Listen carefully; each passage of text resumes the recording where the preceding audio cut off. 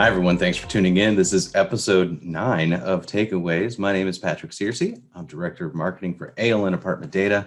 I'm joined by the star of the show, Jordan Brooks, Market Analyst. Jordan, how are you? I'm doing great, Patrick. How about you? I'm doing well. I'm excited. It's trade show season again. Lots of events are coming up. We're doing our first in-person event with Texas Apartment Association. That should be really exciting with 607 if you happen to be there. And other than that, we got other events coming up. So I'm real excited about it. Things are starting to look a little bit more normal. It's nice to be around people. Yeah, it is. It is, isn't it? So the article that we're talking about today, Deluge of new units meets Resurgent apartment demand. So there's obviously a lot to unpack, this being the end of the first quarter of 2021. And as the name of the article suggests, we're talking about apartment demand. And part of your article dealt with a regional look at Q1, but let's talk national numbers first. What stood out to you?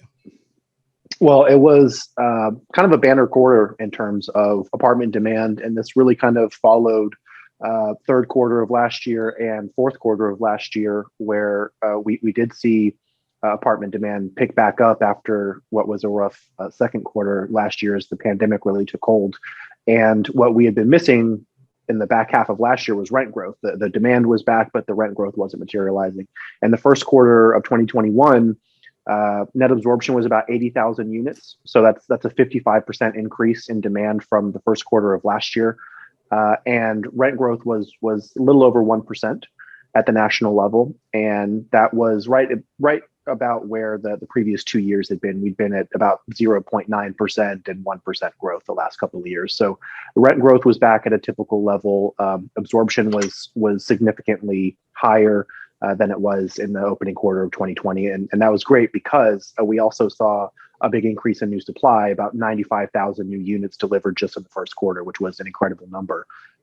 And so luckily the demand was there, that the 80,000 units was enough to kind of maintain occupancies at the national level. We saw some really impressive numbers, as I read your article for the first time, just kind of blown away by some of that. But let's talk a little bit about some of the regions or some of the markets that stood out, because there were some that, really kind of hit me as the reader. So 3 regions in particular really stood out, region 4, 6, and 9. And we use NAA regions just kind of for simplicity and familiarity. So region 4 is going to include North Carolina, South Carolina, Tennessee, Georgia, and Kentucky. Region 6 is going to be New Mexico and Texas. And then region 9 basically is the Gulf region. So Louisiana, Mississippi, Alabama, and Florida.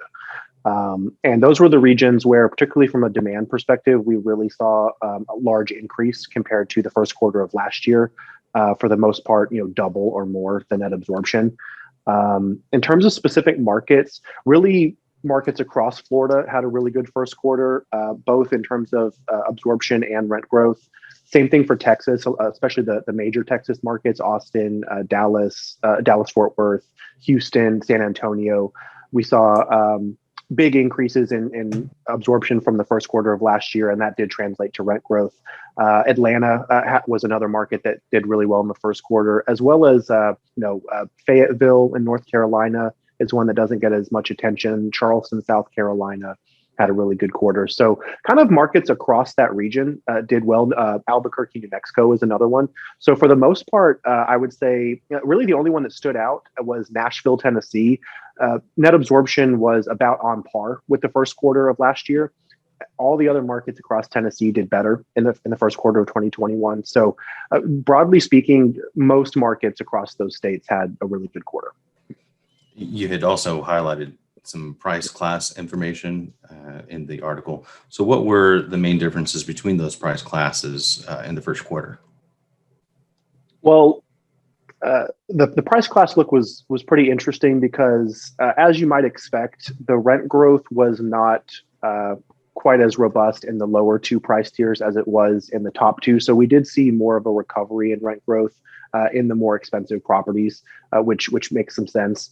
But interestingly, if we look at net absorption in the first quarter of this year compared to the first quarter of last year, really across the price classes, we see large increases in demand to open 2021. So in price classes C and D, even though it didn't translate to the rent growth that we saw in the top two price tiers, from a demand perspective, the quarter looked great across the board. Well, I know, especially next month in May, you have a pretty hefty schedule ahead of you with speaking engagements. Let's talk about what's coming up next for you. Yeah, May is going to be a busy month, as was March, and April. April's been a little bit busy too. So coming up, I'm going to be doing a panel discussion at the Orlando Multifamily Conference on May 11th, and I'll also be doing a panel discussion at a Houston event for HAA on May 11th as well.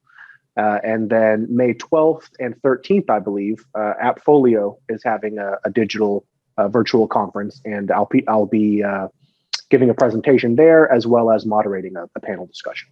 So lots of events coming up, and then also, as always, on our blog, we're going to have some new content coming out.